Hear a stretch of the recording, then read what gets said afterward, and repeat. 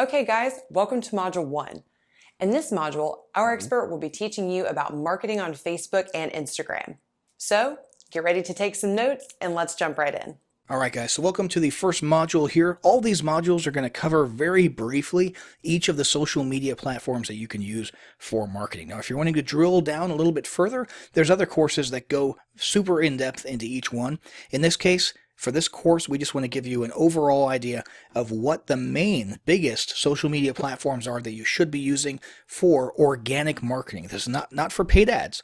Organic marketing, okay? And the first one we're starting with here, because it's arguably the most popular, is going to be Facebook. Now, the most popular aspect of Facebook from a business perspective these days is Facebook ads, right? You hear about them all the time. You see them in your news feed. We have another course specifically about that. We're not going to be talking about that. This is purely about marketing from an organic perspective. And the first thing to talk about there is the distinction between personal and business, okay? So there are a couple of niches out there where it makes sense to utilize your personal profile for your marketing. Okay, the internet marketing niche, a couple of multi-level marketing or network marketing niches out there. But for the vast majority of you, you're not going to be doing that. Okay, 99% of businesses, the owners are not going to be using their personal profile for marketing their business. If you're in a niche like that, the network marketing niche or the internet marketing or the MMO niche, you might have seen people using their personal profiles, maybe saying, hey, comment below, or write info in the comments below if you want the secret to XYZ, right? And then they follow up with a private message. Okay, you've seen that enough if you're in that niche that you already know how to do it. It's not really super special. We're not going to focus on it here because, again, it doesn't apply to 99% of businesses. So in this case, we're going to be focusing purely on the business side of things. And the core of that, technically at least, is a Facebook page. Now, here's the deal with pages. They don't actually take an active role in your organic marketing anymore. All right? And the reason for that is that Facebook a few years ago decided to dial back the reach of organic Facebook page posts basically to zero. There was a time when, in practice, the page was the core of your marketing. Okay, and it still technically is today, but not practically speaking. But there was a time when you would go to your page, and that's where you would post your content. You would post links to your blog content. You would post, blog posts basically in your Facebook page. You would post, promotional information, sales, that kind of stuff.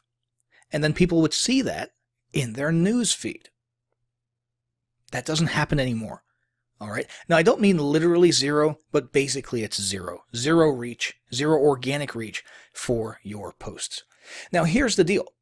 It's still expected for your business to have a Facebook page of some sort. All right. It's still expected for you to come in here and create a page, which is very easy, by the way. All you're doing is giving your page a name and, a banner image and a profile image. And, you can put some about information here. This page doesn't have any right now. And then put a few organic posts out there. All right. Because people expect it to be there if they search for you and come across you for some reason, especially if you're a local business. And it's kind of like, and I know this sounds silly, but it's kind of like that guest bathroom in your home that you keep stocked with a towel that nobody in the house is allowed to use when guests are not around. It's a themed towel set, matching rug, matching, shower curtains, that kind of stuff. And nobody is supposed to use it in your household, right? Nobody really touches that stuff. It's just there in case you have company. Now, maybe you didn't have that in your household, but a lot of people do. And you get the idea, right? It's just sort of socially expected to be there. And it's the same thing with your Facebook page. People expect it to be there if you have a business. And it's more of a negative than a positive thing, okay? It's not like people will go there and say, hey, you've got a Facebook page. That's great. I'm going to interact with it. It's more of a, if you don't have it, they're going to think something's goofy about your business. They're going to think you're not up to speed with the times and that kind of stuff. So it is important to have one. Just don't expect to use it organically very much. Now, if you do like using it organically, if you do like posting content to it, or you have time in your schedule, or you have an assistant maybe, or a staff member who can do that, and you want those posts on your Facebook page to have some reach, you can boost them. all right, using the boost a post button right here. And all that means is you're going to add, 50 or $10 of an advertising budget to that post, and Facebook will take that money, and basically your organic posts will be turned into an ad. So it's sort of a hybrid organic and a paid ad right now at that point.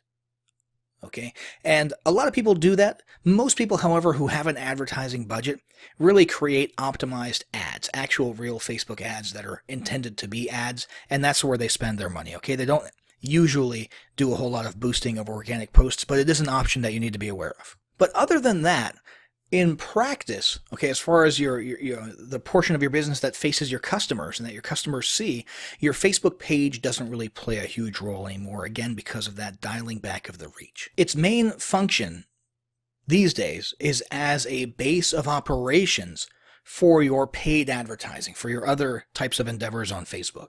Okay, namely, every Facebook ad that you create, every paid ad campaign, is going to have your page linked to it, or rather it will be linked to your page. So when people see the ad and they look at the profile image and the name of the author of the ad, it's going to be your Facebook page.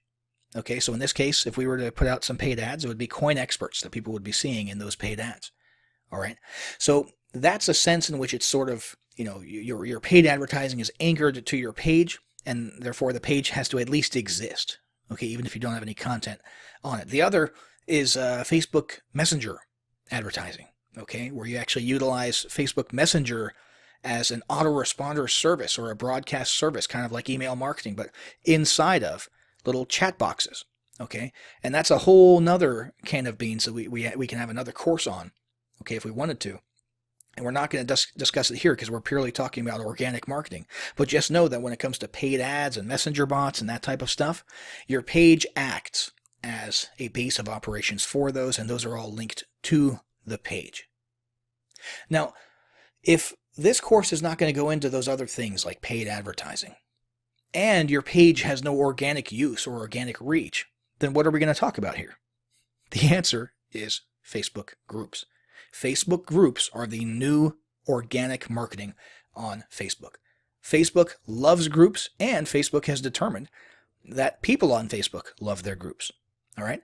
So the idea here is when people were getting posts in their newsfeed from Facebook pages, business pages, it was sort of a one-way conversation. Okay, people felt like they were being talked at. All right.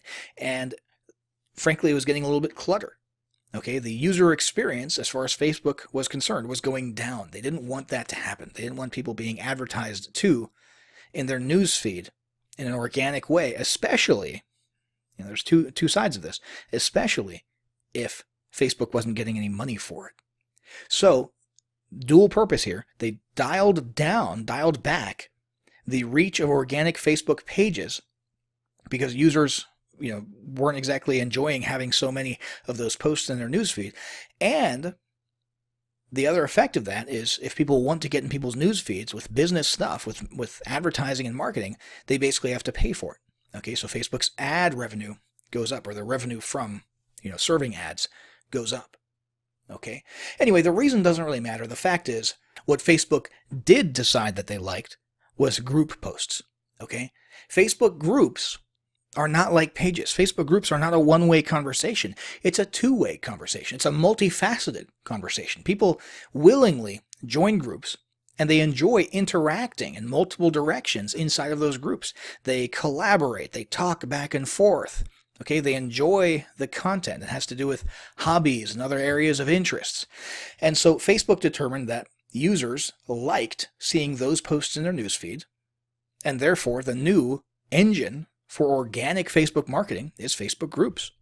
So we've got a group here which is about homeschooling. Okay, this is the homeschooling niche, and basically there's not a whole lot of selling going on here. There's a couple instances of brand promotion, but there's not a whole lot of selling, but you could do a lot of selling here if you wanted to. Okay, in this case, this guy basically has a podcast and a show, and it's pretty straightforward. It's not that different from a page in terms of what you're doing. You're just posting content. You're posting Facebook Live or videos or photos or textual posts.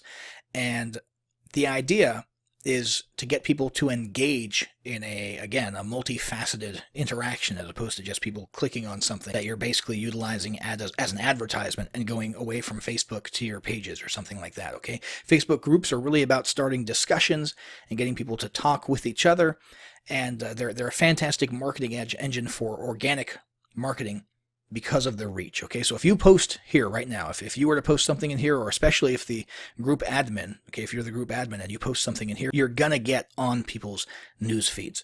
Okay, it's gonna happen. And so the way you need to think about this now is basically the same way you would think of an email autoresponder. Not in terms of the effect, okay, because an email autoresponder is a one-way conversation, but in terms of the responsibility on your part. You really need to be posting regularly, just like you would broadcast to an email list regularly, because you don't want them to forget that you exist and lose your interactions and your open rates. Same thing applies for a Facebook group. You really need to be promoting, or not promoting, but posting to it at least regularly, and getting that conversation happening for two reasons. Number one, people will forget about you and lose interest, okay, just psychologically. But also Facebook's algorithms will start dialing back your reach for your group posts if you're not posting regularly and people aren't liking or commenting on posts in your group. Okay, so you really need to be committed, if you're going to start a Facebook group, to posting multiple times a week on a regular basis. As you can see, this guy here, he's not really posting things specific to his brand or products he's trying to sell, or even to his podcast or his show. Okay, for the most part, he's posting interesting content, which probably takes him 5 seconds to curate. Okay, so every day he can post something related to homeschooling that he knows his people are going to be interested in, right? Usually news stuff. Up here he had from the Homeschool Legal Defense Association, HSLDA, an important tip for people who are homeschooling, and so on and so forth. And every once in a while, you'll see an actual post that might have something to do with his business, okay, or his brand. Designed to bring people somewhere else to consume his content, or perhaps buy a product or service. Okay, so this is one way to go. This is sort of a passive approach. It's very cool. Facebook loves this type of approach because it's non-salesy. Okay, it's actual organic, useful content that people can talk about. However, you can also go sort of balls to the wall and use it as an advertising engine. Okay, a very businessy and salesy engine. Now, that's not necessarily the case in here. However, there is a little bit more selling and promotion going on in this one than in the other one. Okay, and that's because this is in a business niche. Okay, it's a BizOp niche, internet marketing, affiliate marketing, mastermind. You can see that's the name of the group here. This guy Eric has a group where he's posting content about his journey in internet marketing.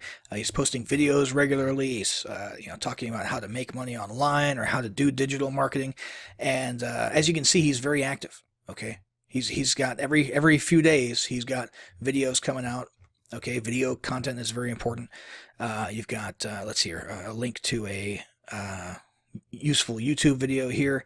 Another thing that you'll notice inside of this group, okay, just as best practices, is when people join, he welcomes them. Okay, every week or so, you should go back and see who has joined in the past week and do a welcome post and welcome those people to the group. All right, you're going to get interaction. People are going to see that. They're going to feel welcome. They're going to want to interact a little bit more. And you've got the actual promotional stuff here as well. Okay, so if you go to this one, you'll see, this is a promotion for some type of a digital marketing service. Okay, same thing here. This is a recommended product, right? We've got down here, let's see. This actually links to a YouTube video. Let's see here. We've got, this one is a video that links to, looks like a lead magnet. We've got another one here for a product called ChatterPal. Okay, so that's probably a cloaked link or a link to a blog post, right? Where, a pitch is made and then he gets affiliate credit when he makes that.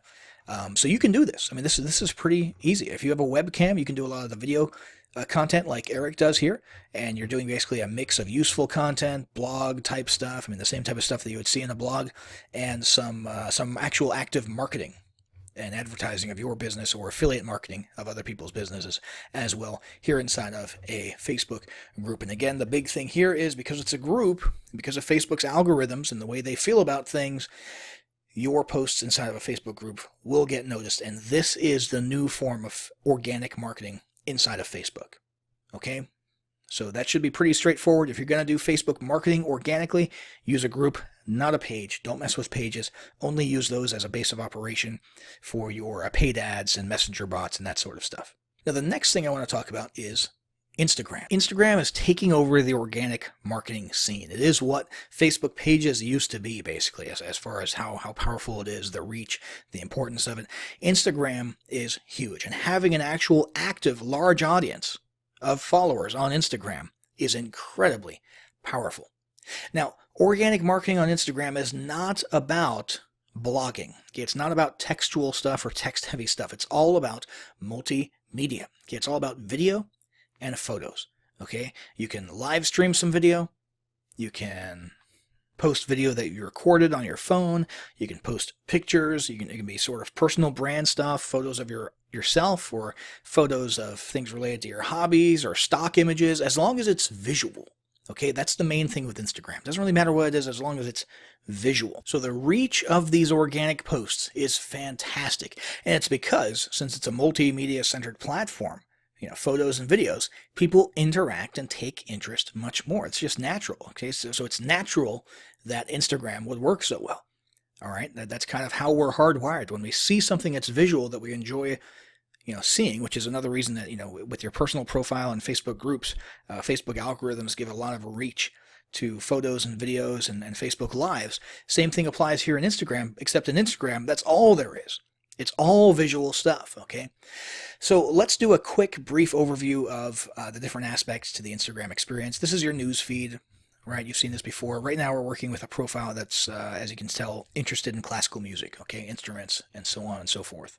All right, the next thing here is going to be the Explore button, which is where you can see recommended stuff, like recommended personalities or influencers to follow, or recommended content that Instagram, based on its algorithms, thinks you might be interested in. The next tab over is going to be your notifications. All right, this will tell you who's following you and who's not following you, and things that are posted and interaction with your posts, that type of stuff. And then we've got the actual account itself. And in this case, it'll show you your posts. There's no posts in this account yet.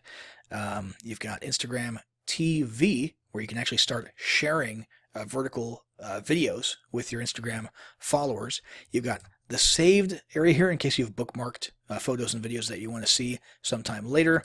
And you've got tagging. Now, you've probably seen this in Facebook, right? Where if you're tagged in a photo, you'll get notified and you can actually see what photos you've been tagged in, facial recognition, that kind of stuff. That's what's handled right here.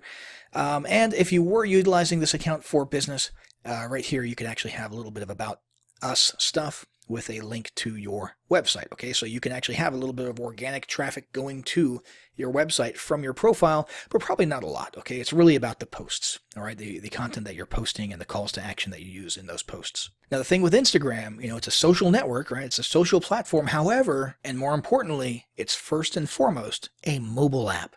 Okay, so if you want to actually utilize it, okay, you can consume a little bit from the website inside of a browser. Okay, but if you want to actually utilize it and post things, you've got to do it on the mobile app, which you can download for the App Store or on the Android Google Play Store. And that's basically Instagram in a nutshell, okay? Visual stuff, visual photos, videos, that kind of stuff. Lots of organic reach, lots of potential there. It's booming, and now is the time to get into Instagram if you're not utilizing it yet. So that's it for this lesson. Hopefully that gives you a good idea of how to conduct your organic marketing with Facebook and Instagram. Now let's move on to the next lesson where we're going to cover Twitter and YouTube.